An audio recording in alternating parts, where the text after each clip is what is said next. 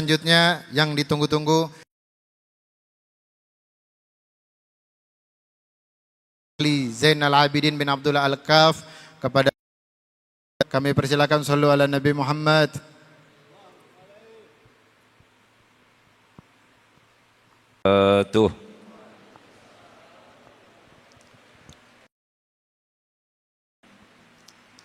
Alhamdulillah alladzi bi ni'matihi tatimmus shalihat. Asyhadu an la ilaha illallah wa asyhadu anna sayyidana Muhammadan lil alamin. Allahumma salli wa sallim wa barik wa syarrif wa karrim wa 'azzim ala sayyidina wa maulana Muhammad. Al-Fatih lima sabaq Nasiril haq bil haq wal hadi ila siratikal mustaqim wa ala alihi wa sahbihi haq. Ma ba'du. Ma'asyiral muslimin wal muslimat rahimakumullah. Yang saya hormati, saya cintai para alim ulama, para kiai, para habaib, orang tua-tua kita, para tokoh masyarakat maupun daripada pemerintahan Balikpapan yang mewakili daripada wali kota, bapak-bapak, ibu-ibu, saudara-saudari,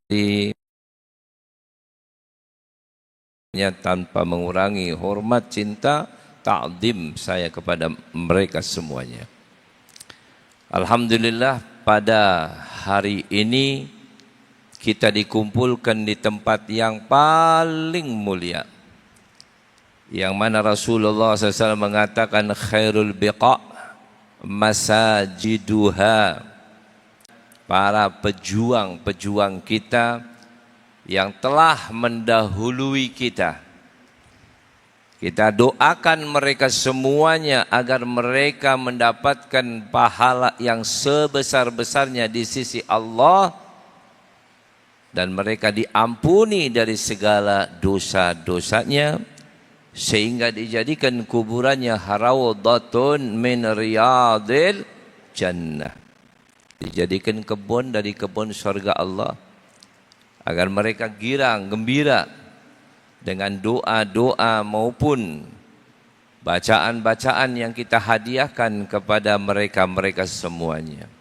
Itu intinya perjuangan orang-orang yang kita haulin, yang mana tadi kita telah dengar bagaimana mereka-mereka berjuang semata-mata untuk berdakwah, mencari keridhaan Allah Subhanahu wa ta'ala.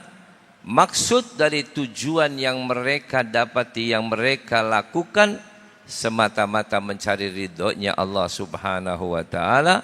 Mereka lebih mengutamakan kehidupan akhirat dibandingkan daripada kehidupan dunia.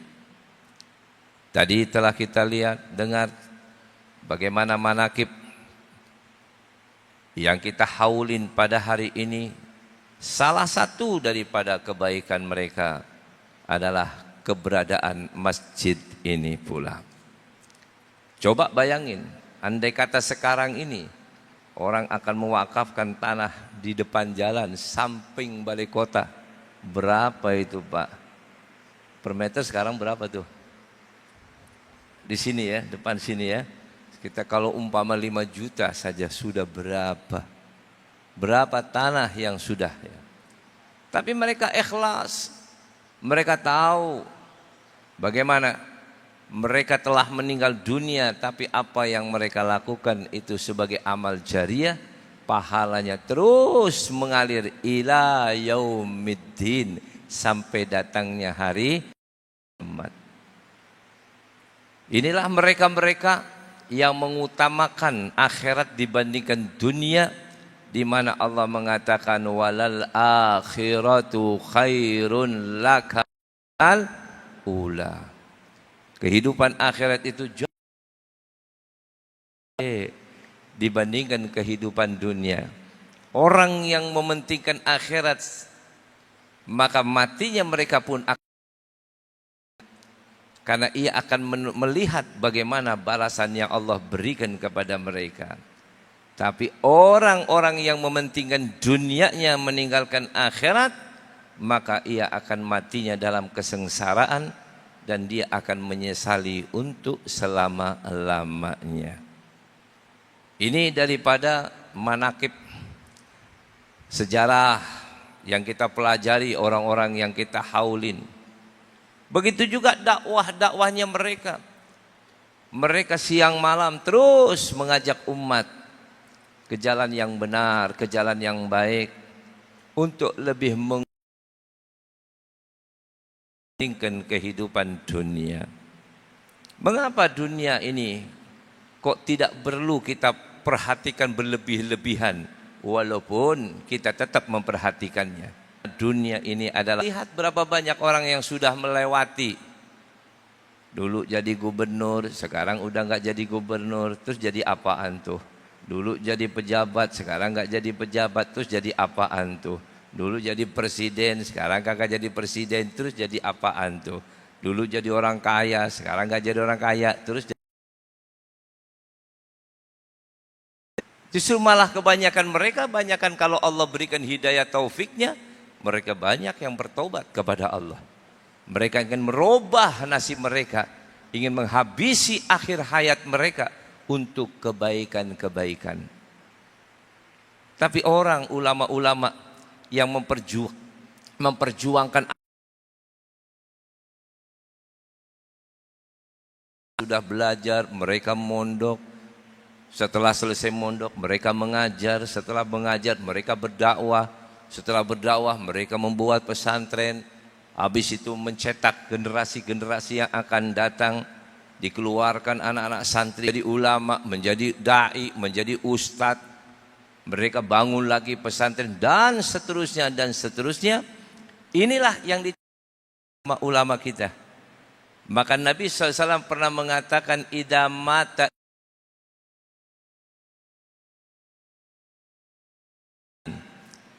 kalau anak manusia itu telah selesailah amal ibadahnya, sholatnya berhenti, puasanya berhenti, hajinya berhenti, zikirnya berhenti oleh Allah, dan ini akan terus berjalan ila yaumil qiyamah, sampai datangnya hari kiamat. Katin jariyah, yang pertama adalah sedekah, bangun madrasah, bangun majelis taklim dan lain sebagainya, tempat-tempat ibadah, tempat-tempat dakwah, tempat-tempat ilmu.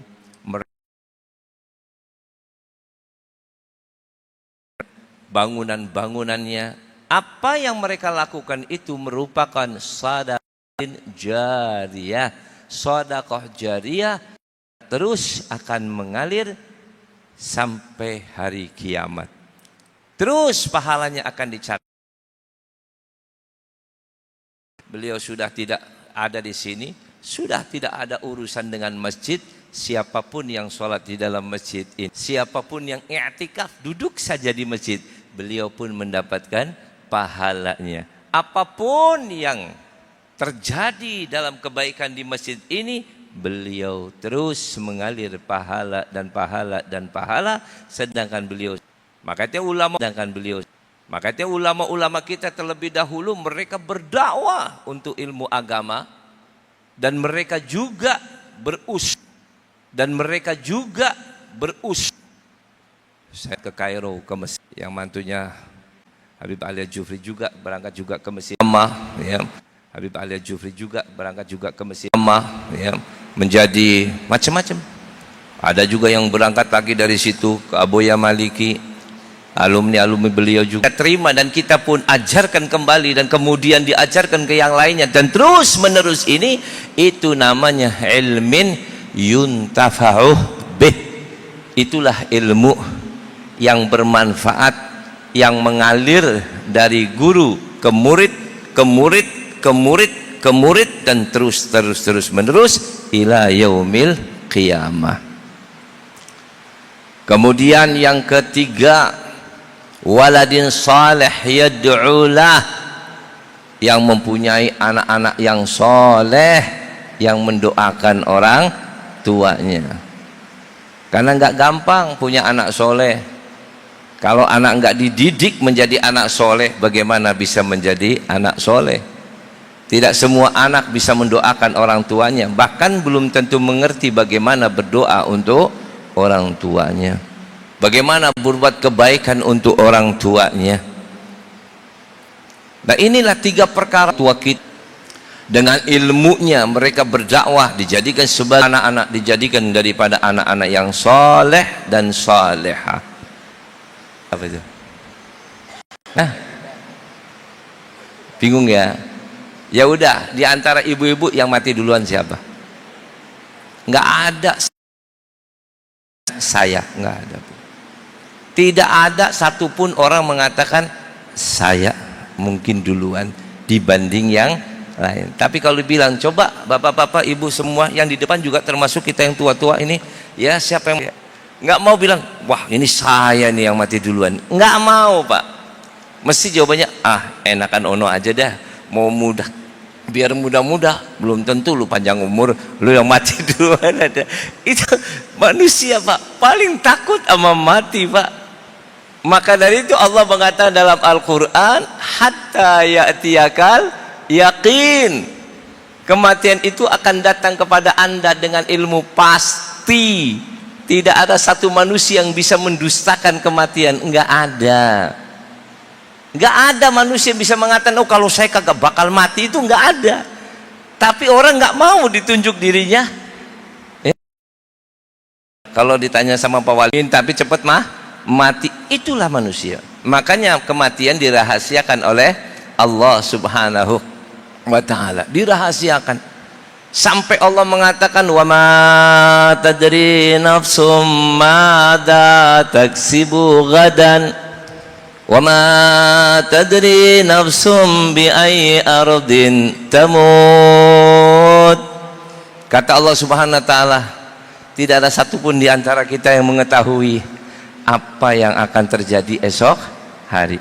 Yang akan kita lakukan besok ini apa, ya? Kita cuma boleh berencana, berangan-angan, berkehendak, berkeinginan, wacana boleh.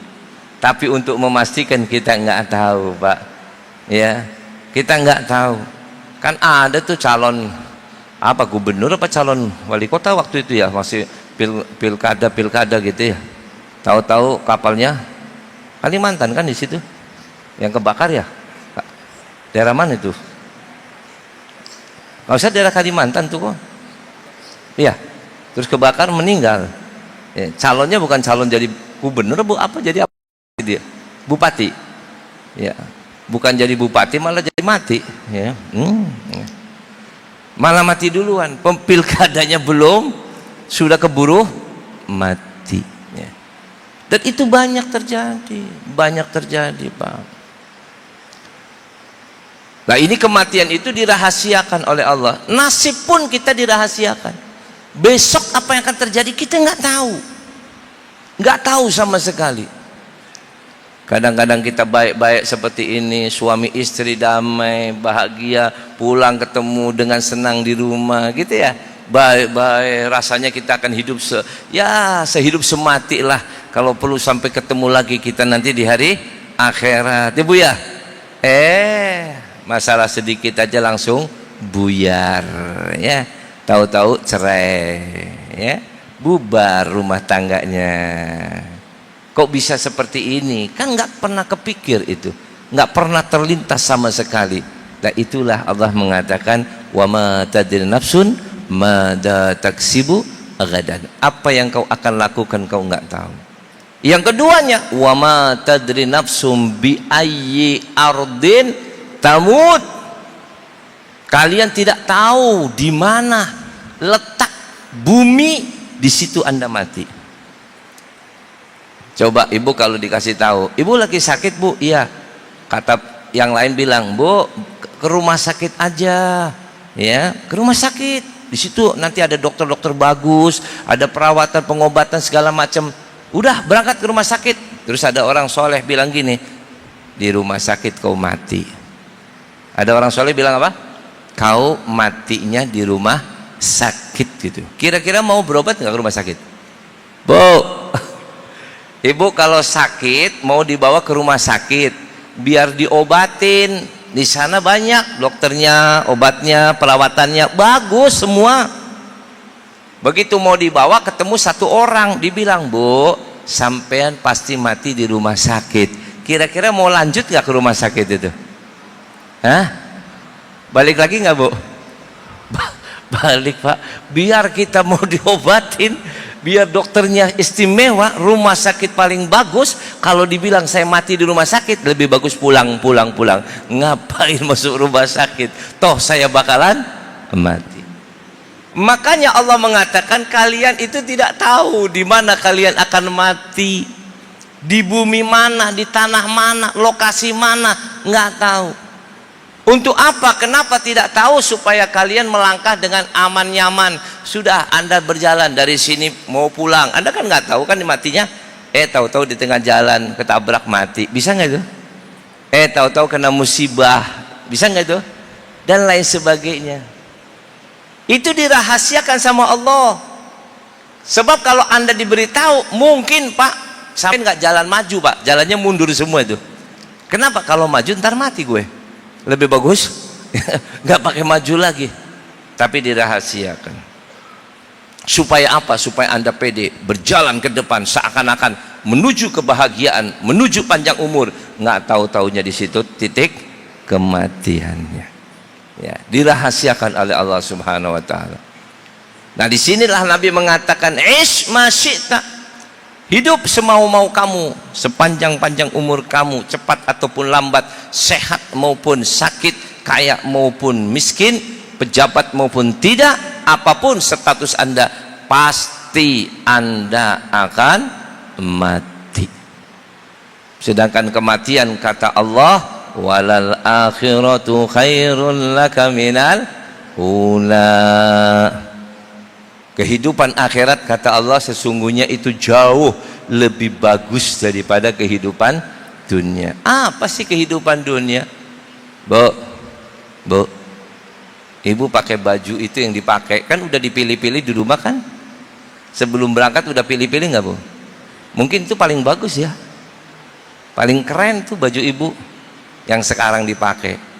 Begitu pulang, masukin kemana itu? Cucian. Sekarang dipakai masuk masuk cucian, Bu.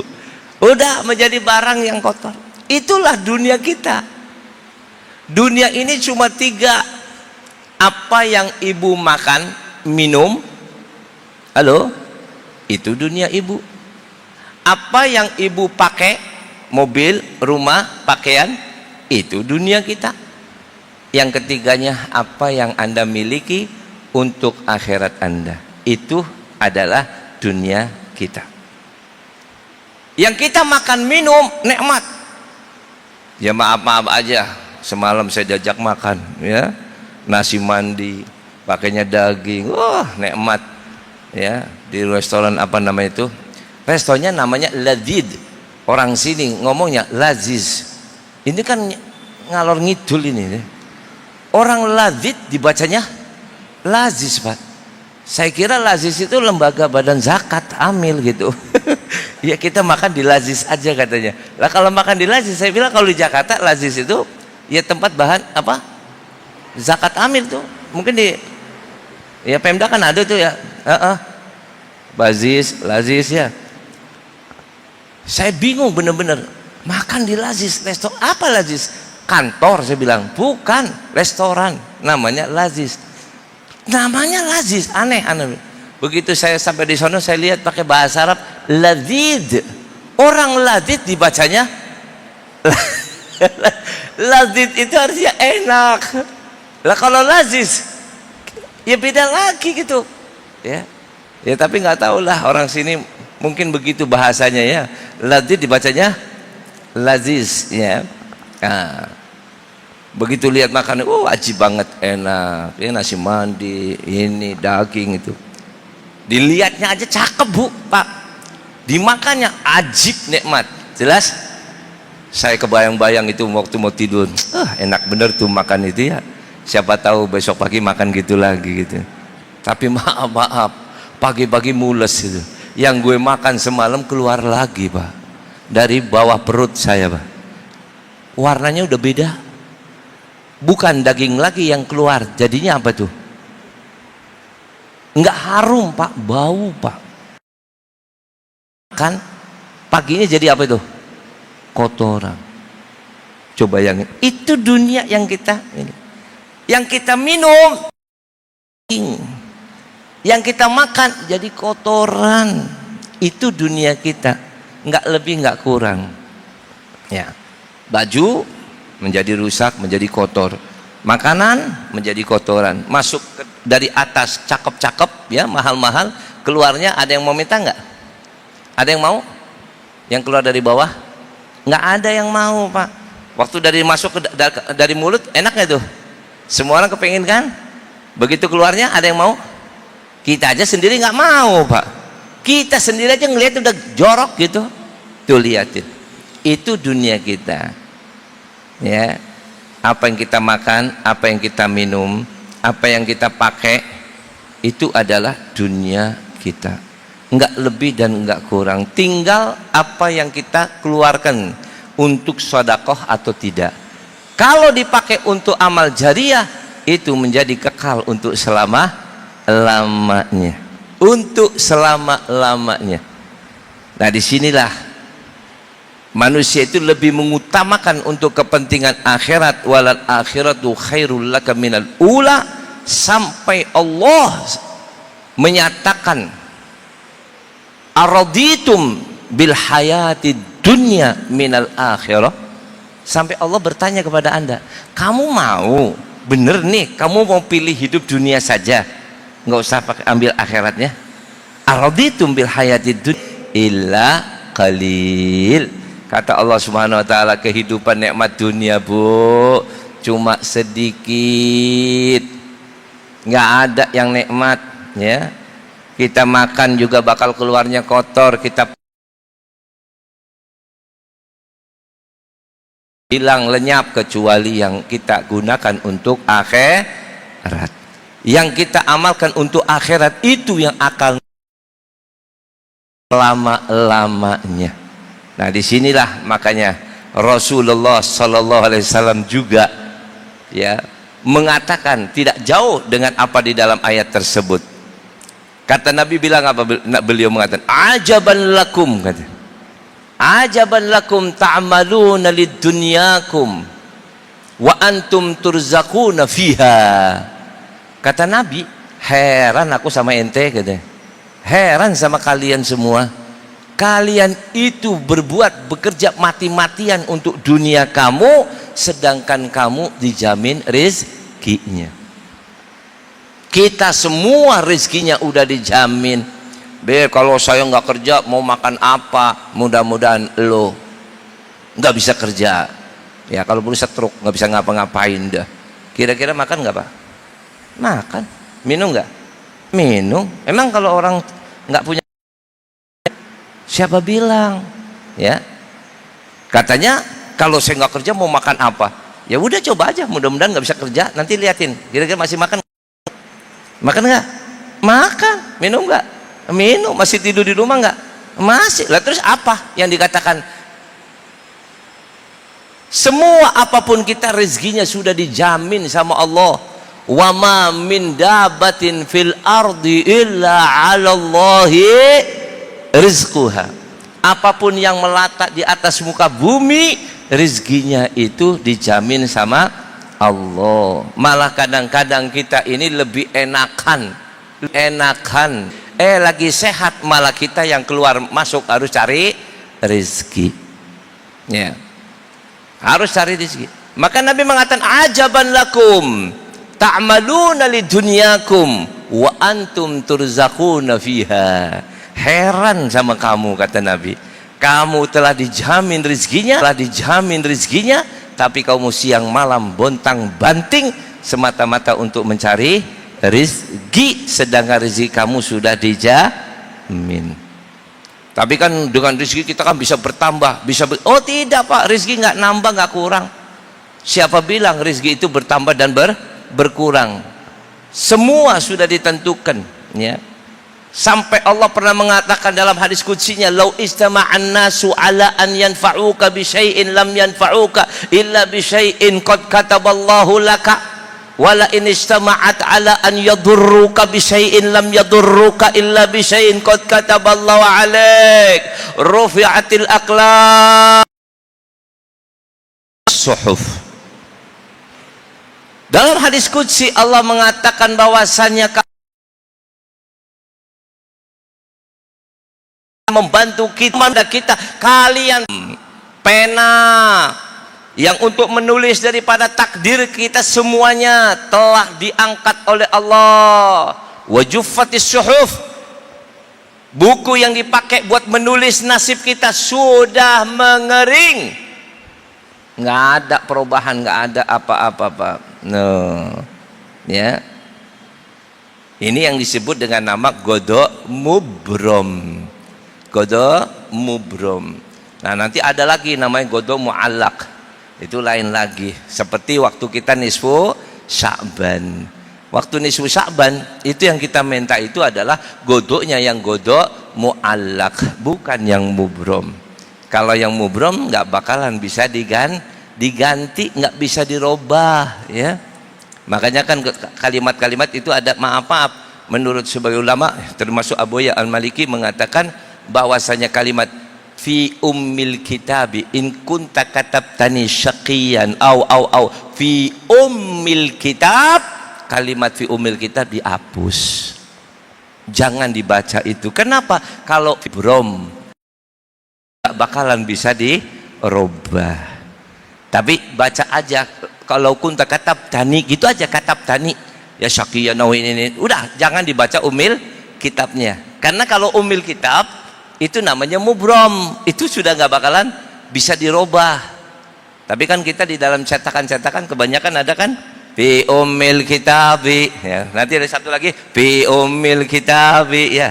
Nah, itu kalimat fi ummil kitab itu sebagai ulama mengatakan dihapus, jangan dibaca pakai kalimat fi ummil kitab. Kalau fi ummil kitab itu namanya buku induk, buku induk itu namanya godok mubrom, sudah tidak mungkin ada dihapus sama sekali. Udah la tabdil di kalimatillah, udah nggak ada perubahan sama sekali. Nah kita orang ini dikatakan oleh Nabi Sallallahu Alaihi Wasallam untuk urusan dunia kita mati-matian, mencari rezeki mati-matian, mencari segala-gala mati-matian untuk kehidupan dunia, sedangkan kalian turzaquna fiha, kalian telah dijamin rezekinya bighairi amalin, tanpa harus berbuat. Bukan berarti nggak boleh berbuat, silakan aja. Lah terus kalau gitu kita saya mau nanya ibu bapak, siapa yang tahu di antara kalian jawabannya? Di manakah rezeki kalian? Ayo. Pak, Bu, kita ini kan disuruh cari rezeki ya? Kan katanya suruh cari rezeki, bener nggak? Fantasiru fil ardh. Orang suruh nyari, berarti orang itu harus tahu nggak? Pak, saya punya dompet hilang. Bu, jawab ya, saya punya dompet hilang, tolong cariin dong. Apa jawaban ibu bapak? Halo? Hah? Apa? Oh cari sendiri, mau suruh nyariin, cari sendiri. Tega bener. Nih kalau saya tanya, Pak, Bu, saya punya dompet hilang, tolong cariin. Kira-kira Anda mau nanya saya apa? Hilang di mana? Betul nggak? Oh, nggak tahu tuh. Saya hilang di mana nggak tahu. Sok cariin aja. Bisa nggak? Di mana? Tahu. Di hotel? Tahu. Saya nggak tahu. Terus saya nyari di mana, Beb? Jelas ya. Orang mencari itu pasti ada arahnya. Ya, saya hilang di hotel. Ya kita cari di hotel. Ya, saya hilang di Balikpapan. Dasar cari di sini. Di mana gitu? Nah pertanyaannya, Anda ini kan mencari rezeki, betul? Lah pertanyaannya, di mana rezeki sampean? Kok sampean cari? Ayo, di mana itu? Pak, sampean cari rezeki kan? Ini wakil Pak Wali Kota. Sampai cari rezeki kan tiap hari? Ya kerja kan cari rezeki, Pak. Emang rezeki sampean di mana? Di kantor? Di mana itu rezekinya? Di mana rezeki kita? Ada yang tahu? Bu? Enggak tahu. Suami ibu cari rezeki enggak? Cari kan? Di mana rezekinya suami ibu? Kok ibu nggak nanya, Pak mau kemana cari rezeki? Emang rezeki bapak di mana? Ada yang nanya enggak?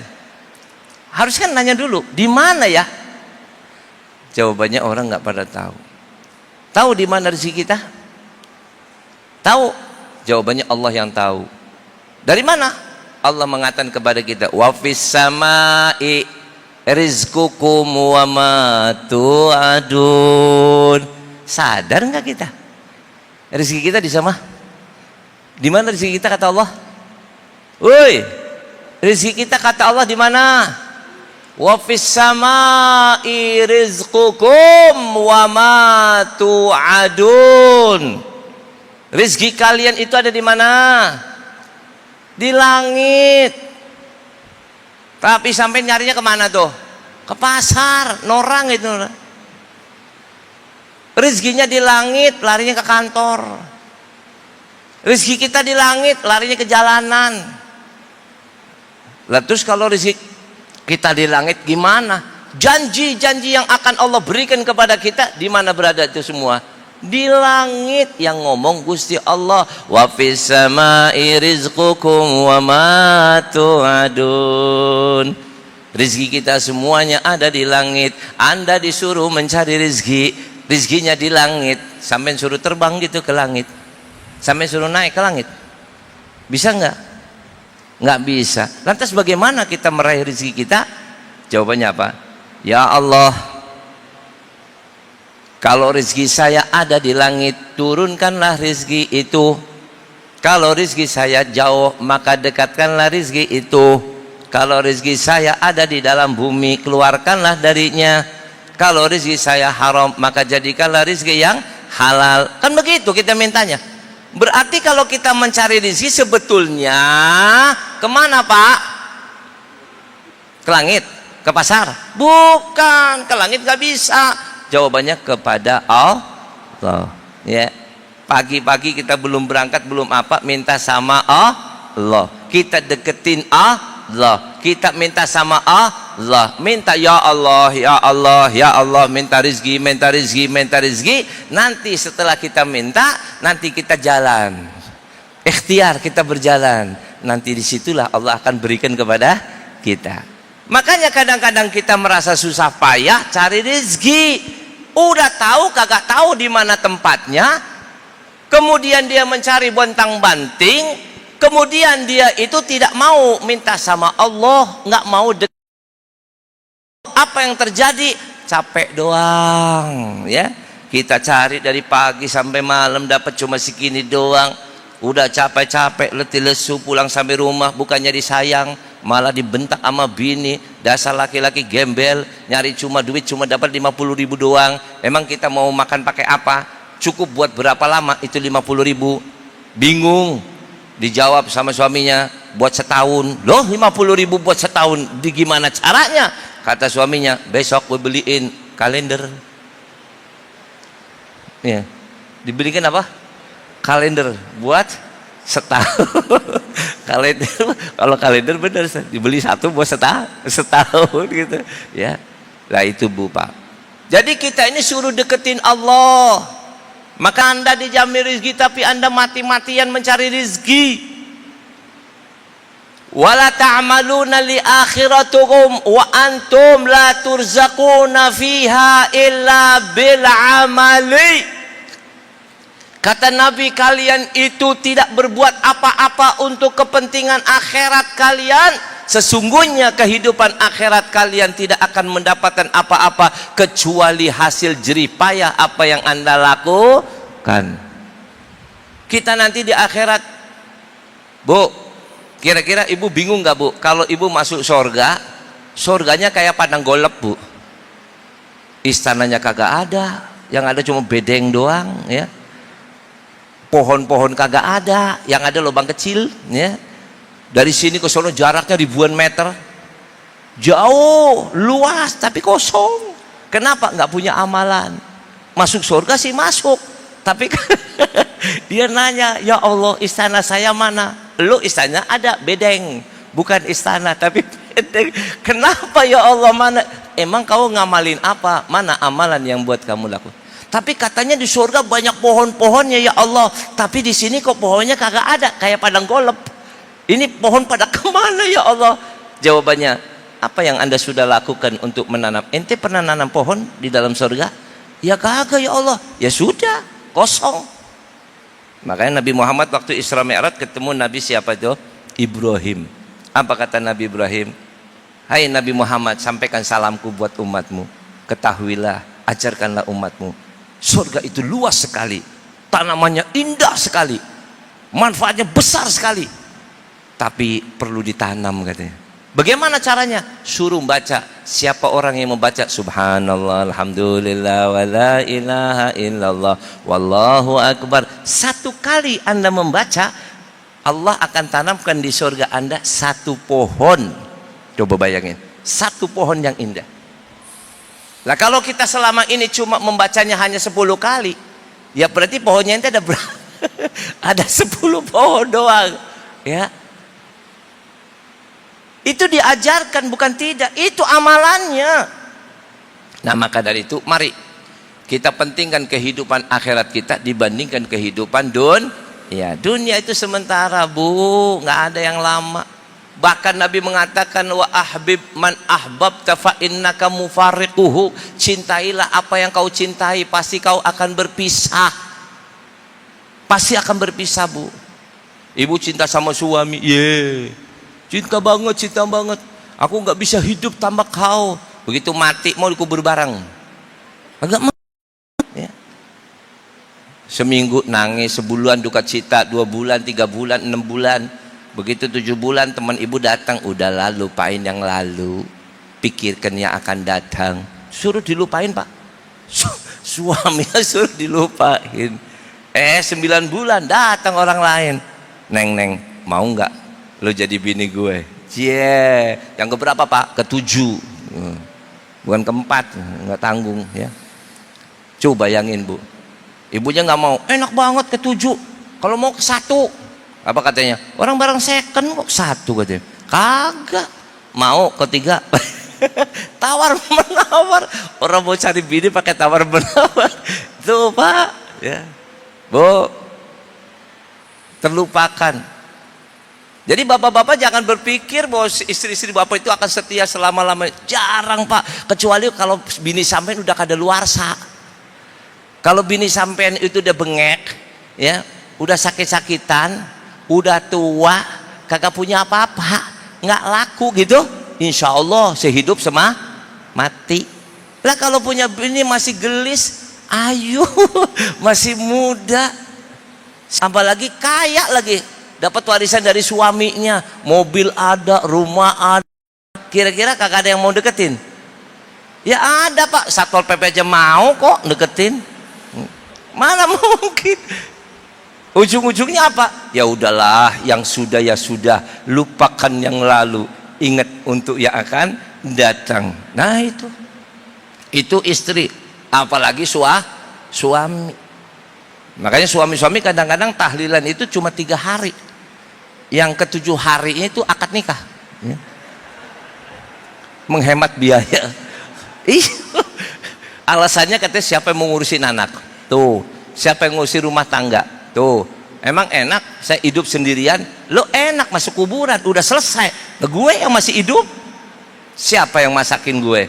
Siapa yang ngurusin gue? Ya, waktu gue sama lo masih enak, saya sama kamu masih takut kawin lagi. Lo udah mati. Apa salahnya kalau betul? Udah kawin lagi. Ya, kemarin sih tahlil 3 hari, ya. Habis ke-7 hari mikir tuh, tahlilan apa nikahan, tahlilan apa nikahan. Masa enak nggak enak sama tetangga, ya udahlah. Saya pernah itu Bu diundang sama satu orang masih pengusaha tapi bininya mati. Ya. Pada saat ketiga hari dia bikin tahlil tuh 1, 2, 3. Ke-7 hari ada satu ustadz lagi dipanggil tahlilan. Ke-40 hari ternyata kakak tahlilan pernikahan.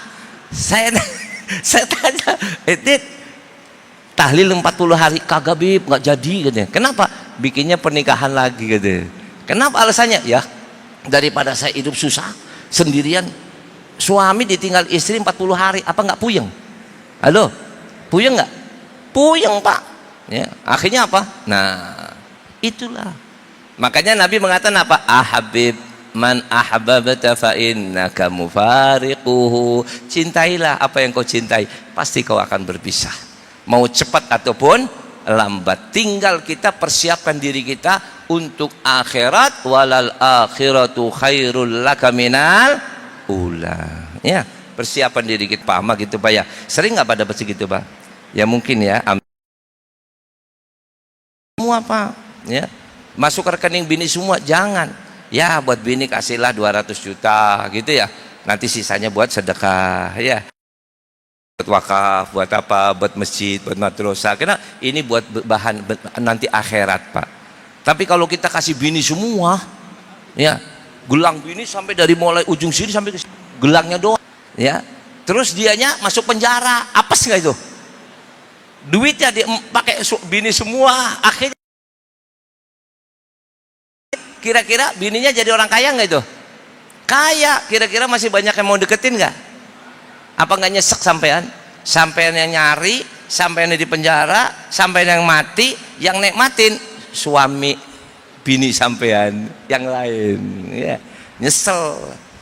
Coba kalau dulu sedekain, kan enak kan? Sedekain sebagian, boleh istri kasih, ya, ya paling berapa sih? Ya, anggaplah 20% buat bini itu ya. Yang sisanya sedekahkan untuk yang kepentingan agama supaya bekal kita untuk hari akhirat. Mudah-mudahan Allah panjangkan umur kita sehat walafiat. Mudah-mudahan Allah Subhanahu wa taala menyampaikan kita dalam bulan suci Ramadan bisa mengamalkan amal ibadah bulan Ramadan baiknya, keluar dari Ramadan pula dengan sebaik-baiknya. Mudah-mudahan nafsi kita, bangsa kita, negara kita, keluarga kita, jamaah kita semuanya kaum muslimat mudah-mudahan yang akan datang jauh lebih baik dari sebelumnya. Rabbana atina fid dunya hasanah wa fil akhirati hasanah wa qina adzabannar wal afu minkum. Wassalamualaikum warahmatullahi wabarakatuh.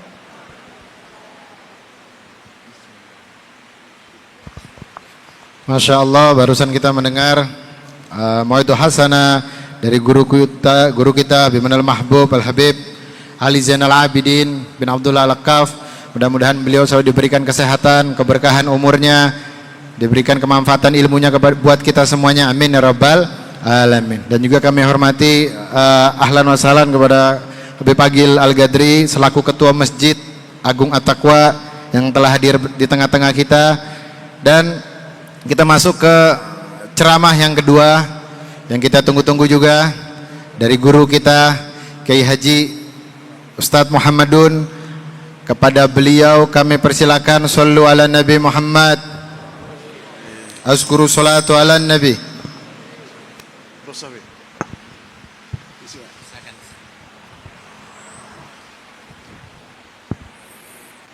Assalamualaikum warahmatullahi wabarakatuh.